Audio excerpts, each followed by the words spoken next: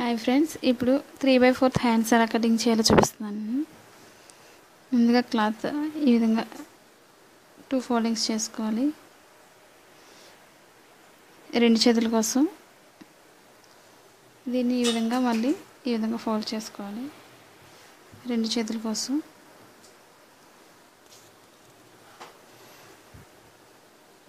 ఇప్పుడు నేను చిన్న హ్యాండ్స్ కోసం తీస్తున్నాను.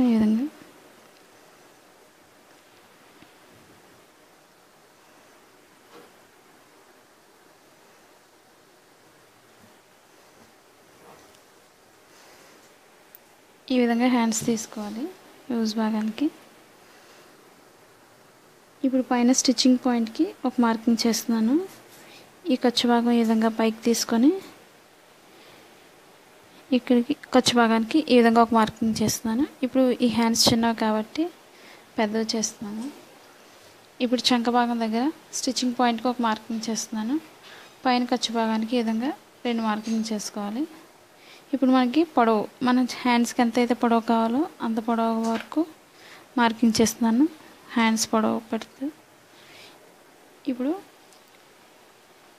మనకి ఇవి హ్యాండ్స్ లూజు ఎంతైతే ఖర్చు భాగం ఇది బాగా ఎక్కువగా ఉంది కాబట్టి తగ్గించి పెట్టుకోవచ్చు. ఈ విధంగా మార్కింగ్ చేస్తున్నాను.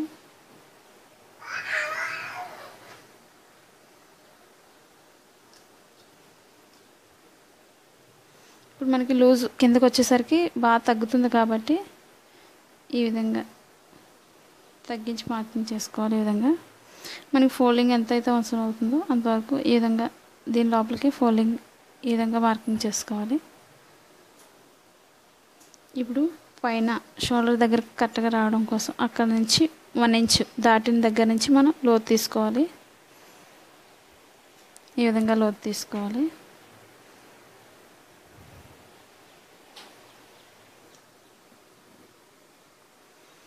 ఇప్పుడు మనకి ఏ చేతులు దేనికైతే అవసరం అవుతుందో దానితో ఒకసారి మనం కొలుసుకోవాలి. ఒకసారి ఈ విధంగా ఇక్కడ వరకు సరిపోతుంది కాబట్టి ఇక్కడ వరకు మార్కింగ్ చేస్తున్నాను. ఈ విధంగా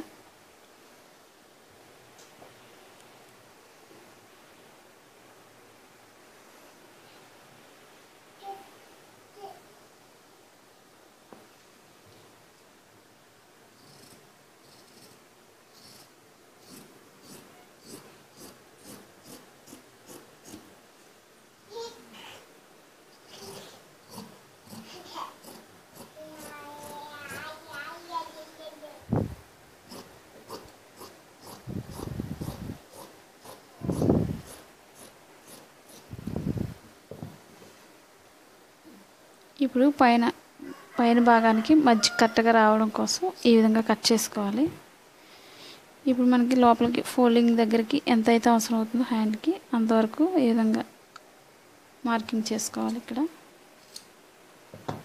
కుట్టేటప్పుడు వీలుగా ఉండడం కోసం ఇప్పుడు 2 పొరల మీద మనం కొంచెం లోతు తీసుకోవాలి. ఇది కట్ సైడ్ 2 కూడా లోపలికి ఉండే విధంగా పెట్టుకోవాలి.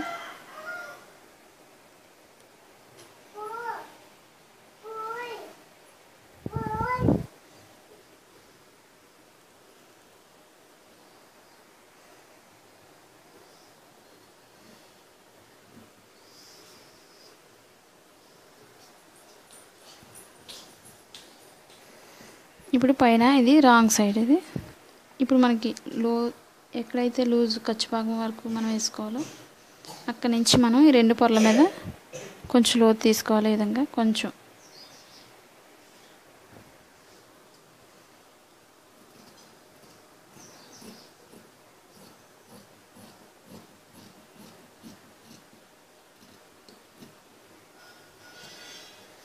ఇప్పుడు మనకి ఈ లోతు ఎప్పుడు కూడా మనకి ఎదర భాగానికి రావాలి. అది తెలియడం కోసం ఈ విధంగా కట్ చేసుకోవాలి.